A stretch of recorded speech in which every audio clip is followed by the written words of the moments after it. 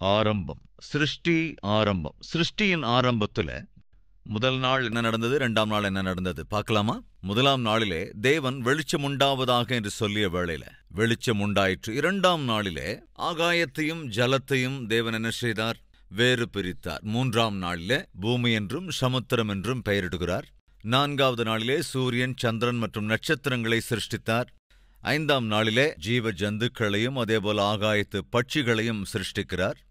அதாவது ஜலத்திலே மீன்களையும் அதேபோல பூமியின் பறவைகளையும் தேவன் சிருஷ்டித்தார். ஆறாம் நாளிலே பூமியின் சகல ஜீவ ஜந்துக்களையும் அதேபோல மனிதனையும் தேவன் சிருஷ்டித்தார். ஆறாவது நாளிலே ஜீவ ஜந்துக்கள் பிளஸ் மனிதனையும் தேவன் சிருஷ்டித்தார். எனவே இதுதான் ஆரம்பம். முதல் நாளிலே வெளிச்சம், இரண்டாவது நாளிலே ஆகாயமும் ஜலமும் வேறு பிரிக்கப்படுதல், மூன்றாம் நாளிலே பூமி சமுத்திரம், நான்காவது நாளிலே சூரியன் சந்திர நட்சத்திரங்கள், அதேபோல ஐந்தாம் நாளிலே நீந்துகிற ஜீவ ஜந்துக்கள் அதேபோல பட்சிகள், ஆறாம் நாளிலே ஜந்துக்களையும் மனிதனையும் தேவன் சிருஷ்டித்தார். இது ஆரம்பம். இரண்டாவது அற்புதம். எது அற்புதம்? மனிதனை தேவன் சிருஷ்டித்ததற்கு பிறகு, ஆதாமை தேவன் தம்முடைய சாயலாய் தம்முடைய ரூபத்தின்படி சிருஷ்டித்த பிறகு, வேதத்தில் ஒரு அருமையான வசனம் உண்டு. பைபிளின் திரியேகத்துவத்தை, அதாவது திரித்துவத்தை, பிதா, குமாரன், பரிசுத்த ஆவி என்கிற அந்த திரித்துவத்தை பைபிள் சொல்கிறதா என்ற கேள்வி எழுமென்றால் அதை பைபிள் தெரிவிக்கிறது. எப்படி? முதலாவது அதிகாரம் ஆதியாகமம் 26வது வசனத்திலே பார்க்க முடியும். 26வது வசனம், அதேபோல 27வது வசனமும் கூட தேவன் அங்கே சொல்கிறார், நமது சாயலாகவும் நமது ரூபத்தின்படியேயும் மனுஷனை உண்டாக்குவோமாக. நமது என்றால் ஒருவரை விட அதிகமாக இருந்தால்தான் அது நமது. கொலோசேயருக்கு எழுதின நிருபத்தின் 1வது அதிகாரத்திலே பார்க்க முடியும், சகலமும் அவரை கொண்டும் அவருக்கென்றும் சிருஷ்டிக்கப்பட்டது. யாருக்காக? ஆண்டவராகிய இயேசு கிறிஸ்துவுக்காக. என்றால் இந்த சிருஷ்டிக்கப்பட்ட போது பிதா, குமாரன், பரிசுத்த ஆவியானவர் 3 பேருமே இருந்தார்கள். அப்ப 3 பேர் இருக்கிறாங்கன்னா 3 தெய்வங்களா? இல்லைங்க. வேதம் தெளிவாக சொல்லுகிறது, பிதா, குமாரன், பரிசுத்த ஆவி, இந்த மூவரையும் சேர்த்துத்தான் நாம் என்ன சொல்லுகிறோம்? திரியேக தேவன். இப்போ ஜாக்கிரதையா கவனிக்கணும். தண்ணி இருக்கு, அதே மாதிரி ஐஸ் இருக்கு. அந்த ஐஸ் ரூபத்தில் இருக்கும்போது நம்ம என்ன சொல்றோம்? ஐஸ்னு தானே, ஐஸ் கட்டின்னு சொல்லுவோம், இல்லை பனிக்கட்டின்னு கூட சொல்லுவோம், ரைட்? அந்த ஐஸ் அப்படியே கொஞ்ச நேரம் வச்சா அந்த ஐஸ் கட்டி என்ன யோசிச்சு பாருங்க, தண்ணீர் ஆயிடும்ல. இப்போ இது நீங்கள் அதை ஐஸ்னு சொல்லுவீங்களா, தண்ணின்னு சொல்லுவீங்களா? சத்தமாக சொல்லுங்க. தண்ணின்னு சொல்றீங்க. அந்த தண்ணி திரும்ப என்ன ஆகுது? ஆவியாகி போகுது. நீர் ஆவியாகும் போது என்ன சொல்றோம்? நீராவி அப்படின்னு சொல்றோம், ரைட்? இப்போ அந்த நீராவியா இருந்தாலும், நீராக இருந்தாலும், ஐஸாக இருந்தாலும், இதெல்லாம் எந்த பொருள் அடிப்படையில்? தண்ணீர் தானே, தண்ணி தானே. ஐஸும் தண்ணீர் தான், நீரும் தண்ணீர் தான். நீராவியாகி மறுபடியும் அது தண்ணீராக தானே வருது. அப்போ நீராவியும் மறுபடியும் நமக்கு தண்ணீராக தான் கிடைக்கும். ஸோ இப்படி 3 ரூபங்கள்ல இருக்கிற போதும் அல்டிமேட்டா அந்த 3மே என்ன? தண்ணீர் தானே.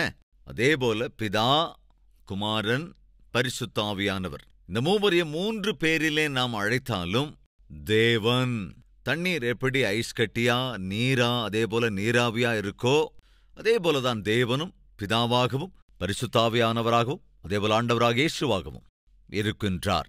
ஸோ அவங்க 3 பேரும் தனித்தனி இல்லை, அவங்கள தனித்தனியா பிரிப்பது சாத்தியம் இல்லை. நாம் தேவன் என்று அழைக்கும் போது அந்த தேவனிலே இயேசுவும் இருக்கிறார், பரிசுத்தாவியும் இருக்கிறார், பிதாவும் இருக்கிறார். அதற்காகத்தான் இயேசுவும் கூட சொல்லுவார், நானும் என் பிதாவானவரும் ஒன்றாய் இருக்கிறோம். We are together, we cannot be separated. நானும் என் பிதாவும் தனித்தனியானவர்கள் அல்ல, நாங்கள் ஒன்றாகவே இருக்கிறோம். ஒரு சீஷன் பிதாவானவரை காட்ட வேண்டும் சொன்னபோது நாங்கள் ஒன்றாகத்தானே இருக்கிறோம், பார்க்கிறாய் அல்லவா என்று சொல்லுவார். பிதாவானவரை பார்க்க வேண்டும், அதுவே எனக்கு போதும் என்று சொன்னபோது பார்க்கின்றாய் அப்படின்னு என்ன அர்த்தம்? என்னை பார்க்கிறாய் என்றால் என் பிதாவை பார்ப்பது போல்தான். அதாவது நீ என்னை பார்க்கிறாய் என்றால் என் பிதாவை பார்க்கிறாய். திரித்துவம் என்றால், திரியேக தெய்வத்துவம் என்றால் பிதா, குமாரன், பரிசுத்தாவி ஒன்றாகத்தான் இருக்கிறார்கள், பிரிப்பது முடியவே முடியாது. Right friends? 26ஆம் வசனத்தில் நமது சாயலாகவும் நமது ரூபத்தின்படியேயும் மனுஷனை உண்டாக்குவோமாக என்று சொல்லி கவனிங்க. மனுஷனை உண்டாக்குவோமாக. அவர்கள் சமுத்திரத்தின் மச்சங்களையும் ஆகாயத்து பறவைகளையும் மிருக ஜீவன்களையும் பூமி அனைத்தையும் பூமியின் மேல் ஊறும் சகல பிராணிகளையும் ஆளக்கடவர்கள் என்றார். தேவன் தம்முடைய சாயலாக மனுஷனை சிருஷ்டித்தார். அவனை தேவ சாயலாகவே சிருஷ்டித்தார். ஆணும் பெண்ணுமாக அவர்களை சிருஷ்டித்தார். கொஞ்சம் ஜாக்கிரதையாக கவனிங்க. ஒரு அற்புதமான ஆவிக்குரிய பாடத்தை நாம் பார்க்கவிருக்கிறோம். ஆதாமுக்கு அங்கே ஒரு தேவை இருந்தது. அது அவனுடைய வாழ்க்கையிலே கட்டாயம் தேவை. அந்த தேவையை ஆதாம் போய் தேவனிடத்தில் தெரிவித்தானா அல்லது தேவனே ஆதாமுடைய தேவையை கண்டுபிடித்தாரா? நீங்களே சொல்லுங்களேன். அதாவது தேவன் உன்னுடைய வாழ்க்கையில் இருக்கிற எல்லா தேவைகளையும் கவனித்துக் கொண்டிருக்கிறார் என்ற விஷயத்தை மறந்துடவே கூடாது. அநேக சந்தர்ப்பங்களில் கணவனுடைய தேவை என்று மனைவிக்கு தெரியாமல் இருக்கலாம். மனைவியுடைய தேவை என்னவென்று கணவனுக்கு தெரியாமல் போகலாம். பிள்ளைகளுக்கு தேவை என்பதை பேரண்ட்ஸ் கூட அறியாமல் இருக்கலாம். பேரண்ட்ஸுடைய தேவை என்ன என்பது பிள்ளைகளுக்கும் தெரியாமல் இருக்கலாம். ஆனால் உன்னை சிருஷ்டித்த உன்னுடைய தேவனுக்கு மாத்திரம் உனக்கு இருக்கின்ற எல்லா தேவைகளையும் அவர் அறிந்திருக்கின்றார், கவனித்துக் கொண்டிருக்கிறார் என்ற சத்தியத்தை மறந்துவிடக்கூடாது. அதாவது தேவன் நம்முடைய எல்லா தேவைகளையும் சந்திப்பதற்கு தயாராகவே இருக்கிறார். எல்லா ஆசைகளையும் அல்ல. ஆசைகள் என்பது வேறு, அவசியம் என்பது வேறு. எல்லா ஆசைகளையும் நான் தீர்த்து வைப்பேன் என்று தேவன் சொல்லவில்லை. ஆனால் எல்லா அவசியங்களையும் தீர்த்து வைக்க அவர் எப்போதும் தயாராயிருக்கிறார். இப்பொழுது மனுஷனுக்கு ஒரு ஸ்திரீ தேவை, புருஷனுக்கு ஒரு ஸ்திரீ அவசியம். அந்த அவசியத்தை தேவனை கவனித்தார். அப்படி இல்லாம ஆதாம் அடிக்கடி அப்படியே தேவனிடத்துல போய், என்ன இப்படி பண்ணிட்டீங்களா ஆண்டவர், எனக்கு கல்யாணம் பண்ணி வைக்கலையே அப்படின்னு சொன்னானா? எனக்கு கல்யாணம் இப்ப செஞ்சு வைப்பீங்க ஆண்டவர், எனக்கு கல்யாணமாகல. தயவு செஞ்சு கவனிக்கணும். ஆதாமுடைய அவசிய தேவை என்ன என்பது தேவனுக்கு தெரியும். இந்த நேரத்தில் உனக்கும் ஒரு நற்செய்தி சொல்ல விரும்புகிறேன். உனக்கு இருக்கிற தேவைகள் என்னவென்று தேவன் தெரிந்து வைத்திருக்கிறார். ஆனால் உனக்கு இருக்கிற தேவைகளை தேவன் தீர்த்து வைக்க வேண்டும் என்று நீ ஆசைப்படுவாய் என்றால் அதற்கு ஒரு கண்டிஷன் உண்டு. அந்த கண்டிஷன் என்னவென்றால், சில சமயங்கள்ல அஃப்கோர்ஸ் சிறு வயசுல என் பிள்ளைங்களுக்கு ஏதாவது தேவை அப்படின்னா, சாதாரணமா பிள்ளைங்களுக்கு ஏதாவது தேவைப்பட்டுச்சுன்னா அவங்க பயன்படுத்துற ஆயுதம் என்னன்னு சொல்லுங்க பார்க்கலாம். அழுகைதான். சோ பிறப்பிலிருந்தே அவங்க எதுக்கு ஆரம்பிக்கிறாங்க? அழ ஆரம்பிக்கிறாங்க. அப்படி பிள்ளை அழுதோன்னு தாய் உடனே என்ன செய்வாங்க? பால் கொடுத்துருவாங்க. ஓஹோ, இதுதான் விஷயமா? குழந்தைக்கு பால் வேணும்னா உடனே அந்த பிள்ளை என்ன செய்யும்? அழும். ஏன் அழும்னா, மம்மி எனக்கு பால் வேணும் அப்படின்னு சொல்ல முடியாததுனால பிள்ளை அழுத உடனே மம்மி பால் கொடுக்குறாங்க. ஸோ அவன் ஸ்லோவா என்ன புரிஞ்சுக்கிறான்னா, அழுதாத்தா எதையா இருந்தாலும் மம்மி எனக்கு கொடுப்பாங்க அப்படிங்கிற ஒரு ஃபார்முலாவை அவன் தெரிஞ்சு வச்சுக்கிறான். அது எது வரைக்கும்? வாயை திறந்து கேட்கக்கூடிய வயசு வர வரைக்கும். ஆனா அழறதுதான் அவனுக்கு பழக்கமாயிடுச்சு. அப்படி பழக்கமாயிட்டதுனால அவன் என்ன செய்யறான்? அவனுக்கு ஏதாவது தேவை இருந்தா உடனே அழ ஆரம்பிச்சிருவான். இது ஒரு பழக்கம். எனவே எனக்கு தேவன் பிள்ளைகளை அருளிய போது, அதாவது அவங்க சின்ன வயசுல அவங்க அழும்போது நான் போடுற கண்டிஷன் என்ன? முதல்ல உன் அழுகைய, ஓஹோ நீங்க கொடுக்குற ட்ரைனிங் அதானா? ரைட். சரி, பொதுவா நம்ம என்ன சொல்லுவோம்? நீ முதல்ல அழுகைய நிறுத்து. சோ எங்க வீட்டுல இருக்கிற பழக்க வழக்கம் என்னன்னா, அவன் எதுக்காவது பயங்கரமா அழுது புலம்பி முகமெல்லாம் அப்படியே வீங்கி வாடி போயிருக்கிற உடனே நான் பார்த்துட்டு சொல்லிடுவேன், நீ அழுகிறதால மாத்திரம் எதையுமே தரமாட்டேன். சோ முதல்ல அழுகை நிறுத்து. இது கரெக்டா அல்லது கரெக்ட் இல்லையாங்க? இது கரெக்ட்னு சொல்றவங்க மாத்திரம் கையெழுத்தி காமிங்க பார்க்கலாம். எனவேதான் தேவன் சொல்கிறார், முதல்ல உன் அழுகையை நிறுத்து. என்னது? உன் அழுகைய நிறுத்து. ஸோ ஜாக்கிரதையா புரிஞ்சுக்கணும். அநேக சந்தர்ப்பங்களை தேவ சன்னதிக்கு வந்து நம்ம ஓன்னு அழுதுகிட்டே இருப்போம். கண்ணீர் விட்டு ஜெபிப்பது தப்புன்னு சொல்ல வரலங்க. உன்னுடைய பாடுகளை, உன்னுடைய பாரங்களை, ஒப்புவிக்கப்பட்ட பொறுப்புகளை உன்னால் சுமக்க முடியாமல் தேவனிடத்திலே வந்து உன் பாரத்தை இறக்கி வைப்பது தப்பே இல்லை. ஆனால் நீ தேவனிடத்திலே உன்னுடைய பாடுகளை பகிர்ந்து கொண்ட பிறகு தேவன் உன் பாரத்தை எல்லாம் இறக்கி விடுவார் என்கிற நம்பிக்கை உனக்குள் வருகிற போது நீ கவலைப்படக்கூடாது. கவலைப்பட வேண்டிய அவசியம் இல்லை. கவலைப்படுவது வேறு, தேவ சன்னதியில் பாரத்தை பகிர்ந்து கொள்வது வேறு. கவலைப்படுவது என்றால் அது ஒரி பண்றது. ஆனா கண்ணீர் விட்டு ஜெபிக்கிறது வேற. நிறைய பேர் கவலையோடே இருப்பாங்க. இது என்ன வாழ்க்கை இப்படி ஆயிடுச்சு, என்னது என் குடும்பம் இப்படி ஆயிடுச்சு, ஏன் குடும்பம் இப்படி ஆயிடுச்சு, என் குடும்பம் இவ்வளவுதானோ என்னவோ, இனி என் வாழ்க்கையில் நல்ல நாட்களை பார்க்க முடியாதோ என்னவோ, இனிமே என் வாழ்க்கையில எனக்கு கல்யாணம் ஆகாதோ என்னவோ, எனக்கு நல்ல வேலை கிடைக்காதோ என்னவோ, பிள்ளைங்க பிறக்க மாட்டாங்களோ என்னவோ, இப்படி புலம்புறது. கவனிங்க, இந்த மாதிரி அழுது புலம்பிக்கிட்டே இருக்கிற காலமெல்லாம் உனக்கு தேவன் பதிலையே தரமாட்டார். ஜார்ஜ் முல்லர் என்ற பக்தனை விதமாக சொல்கிறார் என்னவென்று, The beginning of anxiety is end of faith, but the beginning of faith is the end of anxiety. நீ கவலைப்பட ஆரம்பித்து விடுவாய் என்றால் உனக்குள் இருக்கிற விசுவாசம் குறைவுபட ஆரம்பிக்கும். அதேபோல் உனக்குள் விசுவாசம் அதிகரிக்க அதிகரிக்க உனக்குள் கவலைப்படுகிற குணம் என்பது குறைய ஆரம்பித்துவிடும். நீ கவலைப்பட்டு கொண்டிருக்கிற காலம் வரைக்கும் தேவனிடத்திலிருந்து பதில் உனக்கு வராது. கவனிக்கிறியா சகோதரனே, கவனிக்கிறியா சகோதரியே? நீ கவலைப்பட்டு கொண்டிருக்கிற வரைக்கும், ஃபார் எக்ஸாம்பிள், தேவன் சொல்லுகிறார், நீங்கள் ஒன்றை குறித்தும் டேஷ் அப்படின்னு என்னங்க, கவலைப்படக்கூடாது. நீங்கள் வரி பண்ணாதீங்க, கவலைப்படாதீங்க. உங்கள் கவலைகளை எல்லாம் என் மீது வைத்து விடுங்கள். இதுதான் தேவன் சொல்லுகிறார். ஆனால் நம்மள நிறைய பேர் கவலைப்பட்டு கொண்டே இருக்கிறீங்க, வரி பண்ணிக்கிட்டே தான் இருக்கீங்க. என்ன ஆகுமோ, என்ன நடக்குமோ, என்ன ஆகும், இப்படி அழுதுகிட்டே இருக்கிறது. மறுபடியும் சொல்றேன், ஜாக்கிரதையா கவனிங்க. ஆதாமுக்கு இருந்த தேவை, அதை ஆதாமா போய் ஆண்டவர்கிட்ட அழுது சொல்லிக்கிட்டு இருக்கல. ஆதாமுக்கு இருந்த அவசியத்தை தேவன் தீர்க்க நினைத்த போது ஆதாமுக்குள் எதை கொண்டு வந்தார் யோசிச்சு பாருங்க. சத்தமா சொல்லுங்களேன். ஆழ்ந்த நித்திரையை வரப்பண்ணினார். எப்பொழுது ஆதாமுடைய தேவையை தீர்த்து வைத்தார்? ஆதாம் நிம்மதியா, அப்படித்தானே, தூங்கிக்கிட்டு இருக்கும்போது. எப்பொழுது உன்னுடைய தேவைகளை தேவன் சந்திப்பார்? தூங்காம கொள்ளாம கட்டில படுத்து அந்த பக்கம் புரண்டு இந்த பக்கம் புரண்டு, அப்படியா? இது நமக்குள்ள இருக்கிற விஷயம். ஏன் உனக்கு தூக்கமே வரமாட்டேங்குது? ஏன் உனக்கு சாப்பிடவே மனசு இல்ல? ஏன் உனக்கு சாப்பிட்டது ஜீரணமாகிறது இல்ல? காரணம் என்ன? கவலைப்பட்டுக்கிட்டே இருக்கிறதால தானே, நீ வரி பண்ணிக்கிட்டே இருக்கிறதால தானே. எதிர்காலத்தை பத்தி எத்தனையோ கேள்விகள், ஆரோக்கிய விஷயத்தில் ஏகப்பட்ட கேள்விகள், ப்ரமோஷனுக்கான கேள்விகள், மேரேஜுக்கான கேள்விகள், பிரெக்னன்சிக்கான கேள்விகள், இப்படி ஒன்னு இல்ல ரெண்டு இல்ல, இன்னும் பிள்ளைகளை குறித்த கேள்விகள். இந்த கேள்விகளெல்லாம் என்ன செய்து உனக்கு மனசுல நிம்மதி இல்லாம செஞ்சிடுது. அந்த கேள்விகளெல்லாம் ஒண்ணுக்கு மேல ஒன்னா அடுக்கிக்கிட்டே போனா உனக்கு நிம்மதி வந்துருமா என்ன? தெரியவே தெரியாது. ஆனா அந்த கேள்விகளை ஆண்டவராக இயேசுவினிடத்தில் அர்ப்பணிக்கும் போது உனக்கு பதில் வரும். ஜாக்கிரதையா கவனிக்கணும். ஆதாமுக்குள்ள தேவையை தேவன் சந்திப்பதற்கு முன்பு ஆதாம எந்த கண்டிஷன்ல வைக்கணும்னு நினைக்கிறாரு? ஆழ்ந்த நித்திரையில். ஆதாம் ஆழ்ந்த நித்திரைக்குள் போனதற்கு பிறகுதான் தேவன் என்ன செய்தார்? தாம் செய்ய நினைத்த அற்புதத்தை அவர் செய்தார். அப்படின்னா என்ன அர்த்தம்னா, தேவன் நீ விரும்புகிற அற்புதத்தை உன் வாழ்க்கையில் செய்ய வேண்டும் என்றால் அவர் உன்னை கவனிக்கணும். எந்த கண்டிஷன்ல கவனிக்கணும்? நீ தேவனை விசுவாசித்து நிம்மதியா படுத்திருக்கும் போதுதான், ஆண்டவர் எனக்கு தூக்கமே வருதில்ல ஆண்டவர், அப்படியே கடை, எப்படி அப்படியே அழுதுகிட்டே இரு. வேற என்ன செய்யறது? நோ, ஐயோ நெஞ்சமே வெடிச்சிரும் போல இருக்கு ஆண்டவர், இப்படி அழுது புலம்பிக்கிட்டே உட்கார்ந்துகிட்டு இருந்தா உனக்கு பதில் வராது. ஆதாம் நிம்மதியா தூங்கினதற்கு பிறகுதான் தேவன் அவனுடைய வாழ்க்கையில் அவனுக்கு தேவையான வாழ்க்கை துணையை கொண்டு வந்தார். ஏன் தேவன் அவனை தூங்க வைத்தார் அப்படின்னா, அனஸ்தீஷியான்னு சொல்றோம் இல்லையா, மயக்க மருந்து கொடுக்குறாங்கல்ல டாக்டர்ஸ். ஆப்ரேஷன் பண்றதுக்கு முன்னால் என்ன செய்வாங்க சொல்லுங்க? மயக்க மருந்து கொடுப்பாங்கல்ல. அப்ப முதல்ல ஆப்ரேஷன் பண்ணது யாருங்க பைபிள்ல? தேவனே முதலாவதாக ஆப்ரேஷன் பண்ணார். அப்படி ஆப்ரேஷன் பண்றதுக்கு முன்னால் என்ன செய்யறாரு?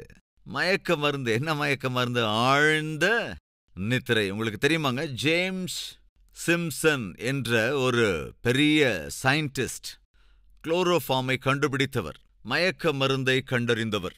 அப்படி அந்த மயக்க மருந்து கண்டுபிடிக்கிறதுக்கு முன்னால் இப்படி ஏதாவது ஆப்ரேஷன் பண்ணணும்னா, அந்நாட்களில் மயக்க மருந்துக்கான இன்ஜெக்ஷன் இல்லை. குளோரோஃபார்ம் கண்டுபிடிக்கிறதுக்கு முன்னால யாருக்காவது ஆப்ரேஷன் பண்ண வேண்டியிருந்தா, உங்களுக்கு தெரியுமோ இல்லையோ, அது பயங்கரமான ஒரு விதத்தில் தான் ஆப்ரேஷன் பண்ணுவாங்க. ஒருத்தர் ஒரு கையை பிடிச்சுக்குவாங்க, இன்னொருத்தர் இன்னொரு கையை பிடிச்சுக்குவாங்க, ஒருத்தர் காலை பிடிச்சுக்குவாரு, இன்னொருத்தர் இன்னொரு காலை பிடிச்சுக்குவாங்க. இப்படி 4 பேர் அந்த கட்டல் மேல அல்லது பெஞ்ச் மேல கையை காலை அப்படி இறுக்கமா பிடிச்சுக்கும் போது இங்க அறுத்துருவாங்க. கொஞ்சம் யோசிச்சு பாருங்களேன், அப்போ ஆப்ரேஷன்லாம் எப்படி இருந்திருக்கும்னு. ஆனா உண்மை அப்படித்தான் அந்த காலத்துல ஆப்ரேஷன் நடந்தது. ஏன்னா அப்ப இந்த மயக்க மருந்து கிடையாது. ஒரு தடவை யோசிச்சு பாருங்களேன், அந்த சிச்சுவேஷன் நாம இருந்தா நம்ம நிலைமை என்ன இருக்கும்? அப்படிப்பட்ட ஒரு காலகட்டத்தில் தான் ஜேம்ஸ் சிம்சன் என்கின்ற ஒரு அற்புதமான ஆவிக்குரியவர் பைபிளை வாசித்துக் கொண்டிருந்த வேளையில தேவன் செய்த இந்த ஆபரேஷனை கவனிக்கிறார். ஆதாமுடைய விலா எலும்பில் ஒன்றை தேவன் எடுத்தார். அப்படி எடுத்தார் என்றால் அது ஒரு ஆபரேஷன் தானே. அந்த ஆபரேஷன் செய்யறதுக்கு முன்னால தேவன் என்ன செய்தார்? ஆதாமுக்கு ஆழ்ந்த நித்திரையை வர பண்ணினார். அந்த ஆழ்ந்த நித்திரைக்குள்ளாக இருக்கும்போது ஆபரேஷன் நடக்கிற விஷயமே ஆதாமுக்கு தெரியாது. இந்த பகுதியை வாசித்த ஜேம்ஸ் சிம்சன் என்ற ஆவிக்குரியவர் தேவனிடத்துல கேட்டாராம், ஆண்டவரே, ஆபரேஷன் பண்றதுக்கு முன்னால் நீர் ஆழ்ந்த நித்திரையை வர பண்ணினீரே, இந்த ஆபரேஷன்ஸ் நடக்கும்போது ஆழ்ந்த நித்திரையை வர பண்ணுகிற மருந்து எதுவும் இல்லையே, நீர் எனக்கு ஞானத்தை அருளினால் நான் அந்த மருந்தை கண்டுபிடிக்கிறேன், அந்த ஞானத்தை எனக்கு அருளி செய்யுங்க ஆண்டவரே என்று ஜெபித்த வேளையிலே தேவன் அருளிய ஞானத்தை கொண்டுதான் குளோரோஃபார்மை, அதாவது மயக்க மருந்தை, நித்திரை வர பண்ணுகிற மருந்தை கண்டுபிடித்தார். சோ பைபிள்ல இது ஒரு அற்புதம் இல்லையா? என்ன அற்புதம் அப்படின்னா, தேவன் ஆதாமுக்கு இருந்த தேவை என்ன என்பதை அவரே கண்டுபிடித்து அந்த தேவையை அவனுக்கு அருளி செய்கிற அந்த செயலிலே தேவன் என்ன செய்கிறார்? ஆதாமுக்கு என்ன வரப்பண்ணினார்? நித்திரையை வரப்பண்ணினார். அவன் ஆழ்ந்த நித்திரைக்குள் போன பிறகுதான் ஆதாமுக்கு தேவையான வாழ்க்கை துணையை அவனுடைய விலா எலும்பிலே இருந்து எடுக்கிறார். இதிலிருந்து நாம் கற்றுக்கொள்ள வேண்டிய விலையேறப்பெற்ற ஆவிக்குரிய சத்தியம் என்னவென்றால், நீ உண்மையாய் தேவனை விசுவாசிப்பாய் என்றால் நிம்மதியா இருப்ப. தேவன் மீது நீ நம்பிக்கையோடு இருப்பாய் என்றால் நீ நிம்மதியோடு இருப்பாய். ஆனால் இன்று உனக்கு இருக்கிற பிரச்சனை என்னவென்றால், எதற்காகவோ நீ டென்ஷன் ஆகிக்கிட்டே இருக்கிற, எதற்கெல்லாமோ நீ தேவையில்லாமல் ஸ்ட்ரெஸ் ஆகிக் கொண்டே இருக்கிறாய். ஏனோ தெரியல, எல்லாற்றுக்கும் நீ பயப்பட்டு கொண்டே இருக்கிறாய். தயவு செஞ்சு கவனிக்கணும். பைபிள்ல பேதுரு என்கின்ற ஒரு இயேசுவின் சீஷன் தெரியும், அவனை கட்டி போடுகிறார்கள். அது ஒரு முறை வாசிக்கலாம். பேதுருவை என்ன செய்தார்கள்? கட்டி போட்டார்கள். அப்போஸ்தலருடைய நடபடிகள் 12வது அதிகாரம் முதல் 2 வசனங்கள். அக்காலத்திலே ஏரோது ராஜா சபையிலே சிலரை துன்பப்படுத்தத் தொடங்கி யோவானுடைய சகோதரனாகிய யாக்கோபை பட்டயத்தினாலே கொலை செய்தான். உங்களுக்கு ஞாபகம் இருக்காங்க? எப்பெல்லாம் இயேசு கிறிஸ்து ஊழியத்துக்கு போனாலும் அவரோடே கூட ஒரு 3 பேர் இருப்பாங்க. மற்றவங்களும் கண்டிப்பா இருப்பாங்க. ஆனா இந்த 3 பேர் அவர் கூட எப்போதுமே இருப்பாங்க. யார் தெரியுமா அந்த 3 பேர்? பேதுரு, யோவான், யாக்கோபு. யோவானும் யாக்கோபும் அண்ணன் தம்பிகள், சொந்த அண்ணன் தம்பிகள். அதேபோல பேதுரு, அந்திரேயா, இவங்க 2 பேரும் அண்ணன் தம்பிகள். பேதுரு, யோவான், யாக்கோபு ஆகியோர் 12 சீஷர்களில இயேசு கிறிஸ்துவால் தெரிந்து கொள்ளப்பட்ட இன்னர் சர்க்கிள், அதாவது முக்கியமானவர்களாக அவர் தெரிந்து வைத்திருந்த 3 சீஷர்கள். பேதுரு, யோவான், யாக்கோபு. அந்த ஏரோது என்ன செய்தான் என்றால், அந்த 12 சீஷர்களிலே முதலாவதாக ஏரோதால் கொல்லப்பட்ட சீஷன் யாக்கோபு. இந்த 3வரில் ஒருவனான யாக்கோபை ஏரோது பயங்கரமாக கொன்று போட்டான். அப்படி கொலை செய்யப்பட்ட போது அங்கிருந்த யூதர்கள் ரொம்ப சந்தோஷப்பட்டாங்க. பாருங்க, தொடர்ந்து வாசிக்கலாம். 2வது வசனம். யோவானுடைய சகோதரனாகிய யாக்கோபை பட்டயத்தினாலே கொலை செய்தான். அது யூதருக்கு பிரியமாயிருக்கிறது என்று அவன் கண்டு பேதுருவையும் பிடிக்கத் தொடர்ந்தான். சோ கவனிங்க, யாக்கோபை கொன்றதை கண்டு யூதர்கள் ரொம்ப சந்தோஷப்பட்டாங்களாம். அதை கண்ட ஏரோது இப்ப பேதுருவையும் கூட பிடிச்சிட்டான். பேதுருவை என்ன செய்ய போறான்? கொலை செய்ய போறான். இது பேதுருவுக்கும் தெரியும். யாக்கோபை கொன்னுட்டாங்க, இப்ப என்ன பிடிச்சிருக்காங்க, என்னையும் கொன்னுடுவாங்க. இப்ப தான் சாகப்போவது தெரிந்திருக்கிற போது பேதுருவனுடைய மனநிலை எப்படி இருக்கணும்? பயத்தில் நிறைஞ்சதா இருக்கணும். ஒரு மன அழுத்தத்துக்குள்ளானதா இருக்கணும். இன்னொரு பெரிய ஆபத்து வந்திருக்கு, அபாயம் வரப்போகுது, தன்னுடைய உயிரே போகப் போகுது என்பதை தெரிந்து கொண்ட மனிதனுடைய மனநிலைமை என்பது காமா இருக்கணும்னு நினைக்கிறீங்களா? கொஞ்சம் யோசிச்சு பாருங்க. இன்னும் புரியுற மாதிரி சொல்றேன். உன் கைய கால கட்டி ரயில்வே தண்டவாளத்து மேல போட்டாங்க. நல்லா சிரிக்கிறீங்களேங்க. இதுக்கிடையில உங்களுக்கு ஒரு சத்தம் கேக்குது. என்ன சத்தம்? அது ட்ரெயினோட ஹார்ன் சத்தம் கேக்குது. உன்னை கைய கால கட்டி தண்டவாளத்து மேல படுக்க வச்சிருக்காங்க. ட்ரெயின் சைரன் கேக்குது. எப்படி இருக்கும் யோசிச்சு பாருங்க. ஸ்தோத்திரம் இயேசுநாதா உமக், அப்படி இருக்குமாங்க? அந்த பாட்டை பாட ஆரம்பிச்சிருவீங்களா? அந்த பாட்டு பாடவே மாட்டீங்க. அப்ப என்ன பாட்டு பாடுவீங்க? தேவனே நான் உமதண்டை. நம்மள எந்த பாட்டாவது பாட முடியுமாங்க? அது சாத்தியமாங்க? இம்பாசிபிளுங்க. ஏனென்றால் அந்த தண்டவாளத்து மேல நீங்க இருக்கும்போது, ரயில் வர்ற சத்தத்தை நீங்க கேட்கும்போது உங்களுக்கு உயிரே, ஜீவனே அப்படி நடுநடுங்க ஆரம்பிச்சிடும். பயங்கர கலக்கம் உண்டாயிடும். எப்படியாவது தப்பிக்கணும்னு அப்படியே பரிதபிக்க ஆரம்பிச்சிடும். ஆமாவா இல்லையாங்க? அதை விட்டுட்டு காமா இருக்க முடியுமா? தண்டவாளத்தில் அப்படியே காமா படுத்துக்க முடியுமா? ஆண்டவரோ இதே நான் வந்துடுறேன் ஆண்டவரோ மண்டையில், அப்படி சொல்ல முடியுமா? கொஞ்சம் யோசிச்சு பாருங்க. ஏன்னா சாதாரணமா நம்முடைய மனோபாவம் அதாவது நிலைமை அப்படிப்பட்டது. பேதுருவுக்கு நல்லா தெரியும் தன்னை கொல்லப் போகிறார்கள். முதல் லிஸ்ட்ல யாக்கோபு இருந்தா, இப்ப யாக்கோபோட கோட்டா முடிஞ்சு போச்சு. கொன்னு போட்டுட்டாங்க. நெக்ஸ்ட் என் பேர் தான் இருக்கு. என்னையும் கொலை பண்ண போறாங்க. கொலை செய்யறதுக்கு தான் என்ன இப்ப கட்டி போட்டுட்டாங்க. இப்ப என்னுடைய கேள்வி, சாத்தியமாங்க பேதுருவுக்கு தூக்கம் வர்றது சாத்தியமா? பேதுரு தன்னோட கண்ணை மூடி நிம்மதியா தூங்குறது சாத்தியமா? கொரட்டை விடுறது சாத்தியமா? யோசிச்சு பாருங்க. Is it possible? இப்ப அங்க என்ன நடந்ததுங்க? வாசிக்கலாம். 5வது வசனம். பேதுரு சிறைச்சாலையிலே காக்கப்பட்டிருக்கையில் சபையார் அவனுக்காக தேவனை நோக்கி ஊக்கத்தோட ஜெபம் பண்ணினார்கள். சபை மொத்தமும் அவனுக்காக ஜெபிக்குது. சபையாக செய்கிற ஜெபம் மிகுந்த வல்லமை உள்ளது. வீட்டில் உட்கார்ந்து ஜெபம் பண்றது நல்லது. கணவன், மனைவி, பிள்ளைகள் என்று எல்லோரும் சேர்ந்து குடும்ப ஜெபம் செய்வது ரொம்ப நல்லது, இல்லைங்கள? அதே சமயம் சபையாக கூடி ஜெபம் செய்வது அது மிகவும் வல்லமையுள்ள ஜெபமாயிருக்கும். மிகுந்த வல்லமையுள்ள பிரார்த்தனையா இருக்கும். அன்று பேதுரு சிறைச்சாலையில் அடைக்கப்பட்டிருந்த போது சபையோர் எல்லோரும் அவனுக்காக ஜெபிக்க ஆரம்பித்தார்கள். சகோதர சகோதரிகளே, நம்முடைய சபையிலே யாராவது எந்த அவசியத்திலே அல்லது அவஸ்தையிலே அல்லது ஆரோக்கிய குறைவிலே, பொருளாதார சிக்கலிலே கட்டப்படுகிற போது சபையாக செய்கிற ஜெபம் மிக வல்லமையுள்ளதாக அந்த அடிமைத்தனத்திலிருந்து அவர்களை விடுவிக்கும். எனவேதான் நாம் சபையாக கூட வேண்டும் என்கிறேன்.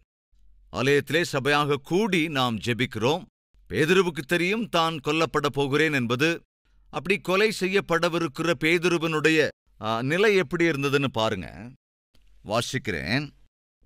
6வது வசனம். ஏரோது அவனை வெளியே கொண்டு வரும்படி குறித்திருந்த நாளுக்கு முந்தின நாள் ராத்திரியிலே. எந்த நாள் ராத்திரியில? அடுத்த நாள் நேரம் குறிச்சாச்சு. யாருங்க? ஏரோது. எதுக்கு? வெளியே கூட்டிட்டு வாங்க, பேதுருவை சிறைச்சாலையிலிருந்து வெளியே கொண்டு வாங்க, போட்டு தள்ளிடுங்க, கொலை செஞ்சிருங்க. சோ மறுநாள் பேதுருவை வெளியே கொண்டு வரப்போகிறார்கள், கொலை செய்ய போகிறார்கள். சோ அதுக்கு முதல் நாள் ராத்திரி பேதுருவுக்கு தூக்கம் வருமாங்க? கொஞ்சம் யோசிச்சு பாருங்களேன். சோ என்ன நடந்தது? பைபிள்ல சொல்லப்பட்டிருக்கு, அந்த ராத்திரியில, அதாவது அடுத்த நாள் காலையில பேதுருவை வெளியே கொண்டு வர நாள் குறித்திருந்த போது, அன்று ராத்திரியிலேயே, எந்த ராத்திரியிலேயே? அவன் வெளியே கொண்டு வருவதற்காக நாள் குறித்திருந்த முந்தின ராத்திரி. அதற்கு முந்தின நாள் ராத்திரியிலே பேதுரு 2 சங்கிலிகளினாலே கட்டப்பட்டு 2 சேவகர் நடுவே நித்துரை பண்ணி கொண்டு இருந்தான். என்ன பண்ணிக்கிட்டு இருந்தானாங்க? என்ன எழுதப்பட்டிருக்கு? எப்படிங்க சாத்தியம்? அந்த சூழல்ல பேதுரு எப்படி தூங்க முடியும்? செத்து போயிடுவான்னு தெரியும், கொலை செஞ்சிருவாங்கன்னு தெரியும், டைமை ஃபிக்ஸ் பண்ணிட்டாங்கன்னு தெரியும், அது நாளைக்குன்னு நல்லா தெரியும். இருந்தாலும் எப்படிங்க படுத்து தூங்கிக்கிட்டு இருந்தான்? அதான் சொல்றேங்க, விசுவாசம். என்னங்க அது? விசுவாசம். என்னை தெரிந்து கொண்டவர் தேவன், சுவிசேஷத்தை அறிவிக்கச் சொன்னவர் தேவன். ஒருவேளை உயிரோட விட்டு வச்சா சுவிசேஷத்தை அறிவிப்பேன், செத்து போயிட்டா பரலோகத்துக்கு போயிடுவேன். எதுக்காக நான் ஒரி பண்ணணும்? எதுக்காக நான் வீணா கவலைப்படணும்? உயிரோடு இருந்தா சுவிசேஷத்தை பிரசங்கிப்பேன், செத்து போயிட்டா தேவனிடத்திலேயே போயிடுவேன். Why worry? எதுக்காக கவலைப்படணும்? என்ற யோசனை தான் பேதுருவுக்கு அந்த சூழ்நிலையில நிம்மதியான தூக்கத்தை கொடுத்தது. சோ கவனிங்க, நாளைக்கு செத்து போயிடுவேங்கிறது தெரிஞ்சிருந்தும் கூட அவன் நிம்மதியா படுத்து தூங்கிட்டு இருக்கான். இப்ப கவனிங்க, ஒரு சங்கீதத்தை வாசிக்கலாம். 127ஆம் சங்கீதம் 3வது வசனத்தின் கடைசி பகுதி. தமக்கு பிரியமானவனுக்கு, கவனிங்க, தமக்கு பிரியமானவனுக்கு நித்துரை அளிக்கிறார். தமக்கு பிரியமானவனுக்கு நித்துரை அளிக்கிறார். அதாவது எது தேவையோ அதை அவர்களுக்கு அருளிச் செய்கிறார். அது எப்போ? தமக்கு பிரியமானவன் அழுது புலம்பிக்கிட்டு இருக்கும்போது. அப்படின்னாங்க இருக்கு. தமக்கு பிரியமானவர்கள் கவலைப்பட்டு கொண்டிருக்கும் போது, தமக்கு பிரியமானவர்கள் தூங்காமல் தவித்துக் கொண்டிருக்கிற போது, தமக்கு பிரியமானவர்கள் முணுமுணுத்துக் கொண்டிருக்கிற போது, சந்தேகித்து தவித்துக் கொண்டிருக்கிற போது, கேள்வி எழுப்பிக் கொண்டிருக்கும் போது, தேவனின் மீது கோபத்தில் இருக்கும்போது. இல்லையே, வேற எப்படி இருக்கு? தேவன் தமக்கு பிரியமானவர்களுக்கு நித்திரையை அளிக்கிறாராம். அப்போ அவங்களுக்கு எது தேவையோ அதை அருளுவார். சோ நான் சொல்ல வந்தது என்னன்னா, உன்னுடைய வாழ்க்கையில் உனக்கு எதெல்லாம் தேவை என்று நினைக்கின்றாயோ அதை தேவன் உனக்கு தர வேண்டும் என்றால் முதல்ல உனக்குள்ள நிம்மதியைத்தான் தேவன் பார்க்க விரும்புகின்றார். உனக்குள்ள ஒரு அமைதியை பார்க்க தேவன் விரும்புகிறார். எப்போ உன்னால நிம்மதியா தூங்க முடியும்? எப்போ உன்னால அமைதியா இருக்க முடியும்? உனக்கு அளவற்ற விசுவாசம் தேவன் மீது இருக்கும்போதுதான் உனக்குள் அந்த நிம்மதி இருக்கும். ஆதாமுக்கு ஒரு தேவை இருந்தது. அந்த தேவையை தேவனிடத்தில் சொல்லுவதற்கு முன்பே சொல்லுவதற்கான தேவையை தேவன் என்ன செய்தார்? புரிந்து கொண்டார். அந்த தேவையை அவர் எப்படி தீர்க்கிறார்? ஆதாம் நிம்மதியாக அமைதியாக ஆழ்ந்த நித்திரையில் இருக்கும்போது தேவன் அவன் தேவையை தீர்த்தார். உன்னுடைய வாழ்க்கை, என்னுடைய வாழ்க்கையில, நம்முடைய வாழ்க்கையில கவலைப்படுவதால் எதையுமே நம்மால சாதிக்க முடியாது. ஆனால் விசுவாசத்தோடு நிம்மதியாக இருப்பதன் மூலமாக தேவனுக்கு தெரிவிக்கிறாய், ஆண்டவர் மீது இருக்கின்ற நம்பிக்கையினால்தான் நான் நிம்மதியாக இருக்கிறேன். அந்த நம்பிக்கையே உன்னுடைய வாழ்க்கையிலே தேவன் உனக்காக ஏற்பாடு செய்திருக்கிற ஆசீர்வாதங்களை கண்ணார காணும்படி செய்யும். சந்தேகமில்லை.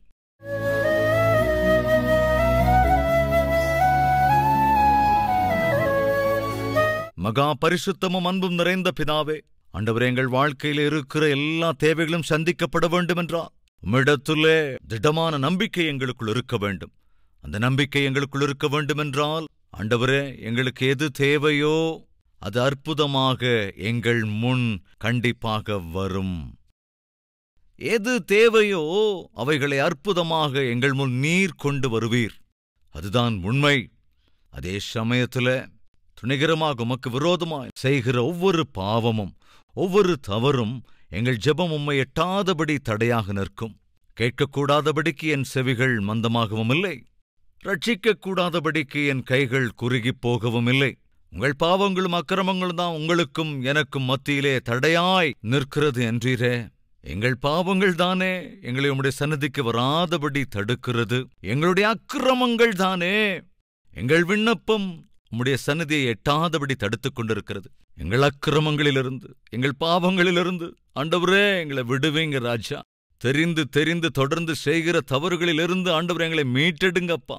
உமக்கு சம்பூரணமாய் கீழ்படுகிற உள்ளத்தை எங்கள் ஒவ்வொருவருக்கும் அருளிச் செய்யுங்க ராஜா. அதன் விளைவாய் உம்மை மகிமைப்படுத்துகிற வாழ்க்கை எங்களுக்கு அருள வேண்டும் என்றும் இயேசுவின் நாமத்தில் வேண்டிக் கொள்கிறோம் பிதாவே. ஆமென். எங்கள் முகவரி: கல்வரி, தபால் பெட்டி எண் 30, குக்கட்பள்ளி, ஹைதராபாத் 72.